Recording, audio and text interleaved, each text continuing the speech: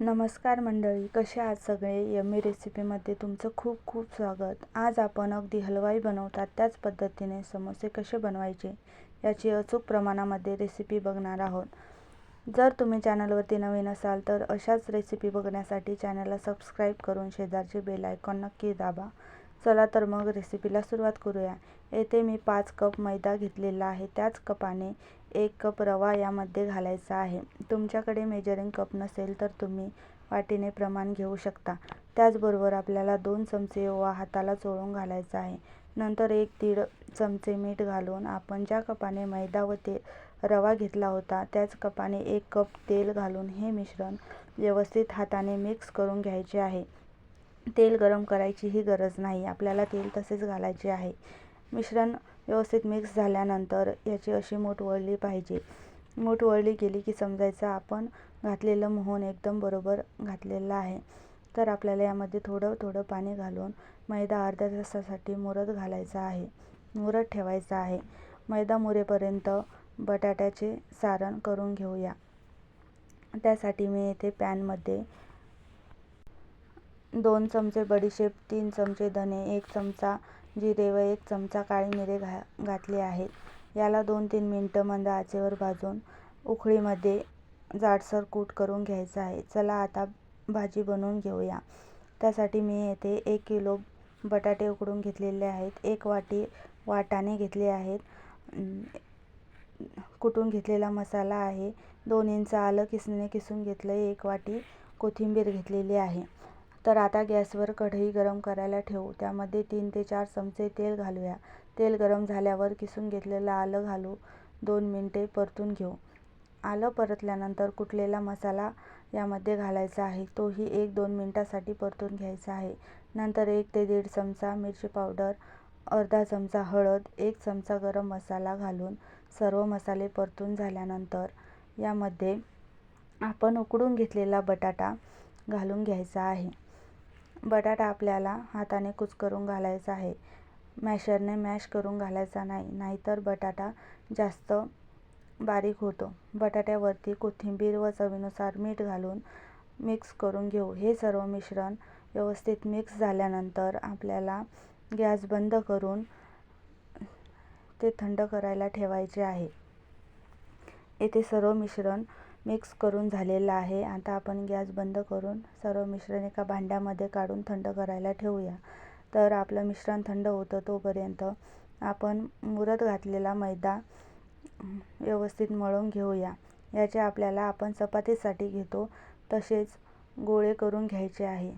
अगदी आपण चपातीला घेतो त्याच आकाराचे गोळे करून घ्यायचे आहे. येथे मी एक एक करून सर्व गोळे करून घेत आहे.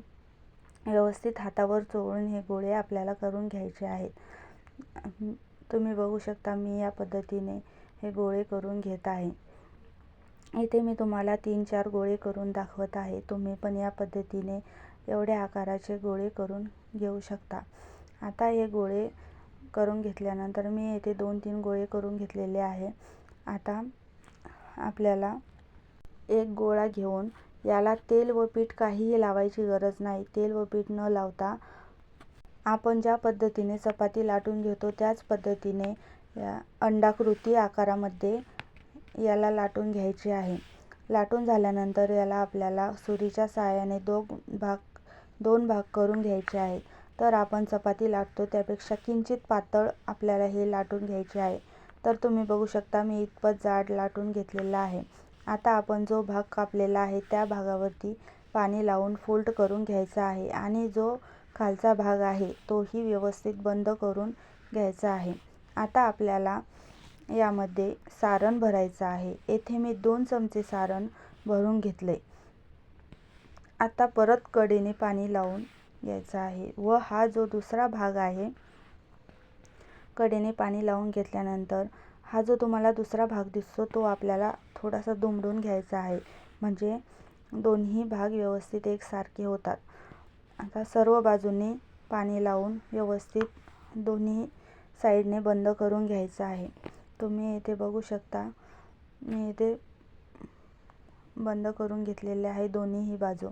आता आपला समोसा तयार आहे. अगदी हलवाई बनवतात त्याच पद्धतीने दिसत आहे ना. तर मी तुम्हाला दुसरा समोसाही करून दाखवणार आहे, तो तुम्ही नीट बघा. येथे मी झालेला समोसा प्लेटमध्ये काढून घेत आहे.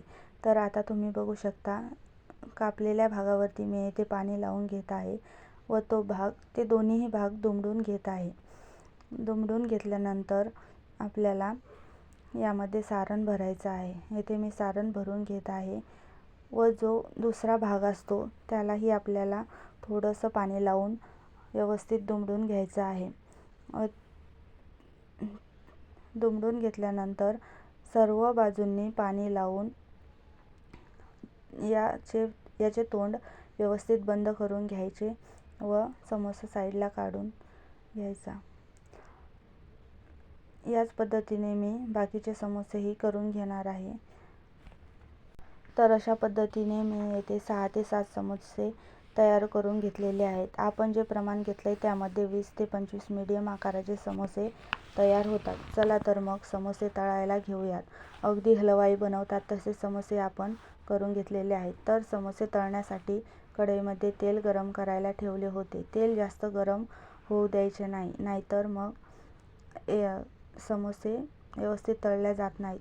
तर येथे मी छोटासा गोळा टाकून बघते, बबल्स येत आहेत म्हणजे आपलं तेल व्यवस्थित गरम झालेले आहे. अगदी समोस्याला लागतं तसंच. आता मी येथे एक एक करून समोसे तेलामध्ये सोडून घेत आहे.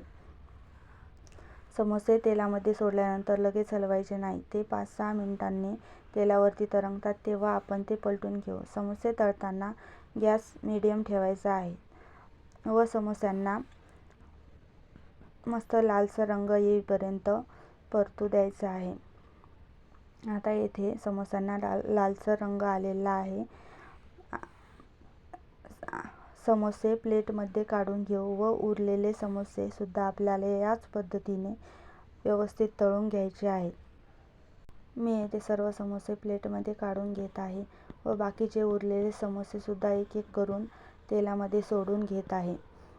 येथे मी सर्व समोसे तेलामध्ये सोडून घेत आहे. आता आपल्याला हे समोसे सुद्धा त्याच पद्धतीने तळून घ्यायचे आहे. अगदी 6 ते 7 मिनिटे लागतात समोस्यांना छान रंग येण्यासाठी. हे समोसे सुद्धा छान लालसर रंगावरती तळून झालेले आहेत. आपण हे प्लेटमध्ये काढून घेऊया. अगदी बाजारामध्ये मिळतात किंवा हलवाई बनवतात त्याच पद्धतीने तुम्ही बघू शकता कुरकुरीत झालेले आहेत. मी येथे एक समोसा तुम्हाला खोलून पण दाखवत आहे. अगदी तसाच झाला आहे जसा आपण बाहेरून आणतो. तर तुम्ही सुद्धा या पद्धतीने समोसे नक्की करून खा आणि मला कमेंट करून सांगा कसे झालेत. धन्यवाद.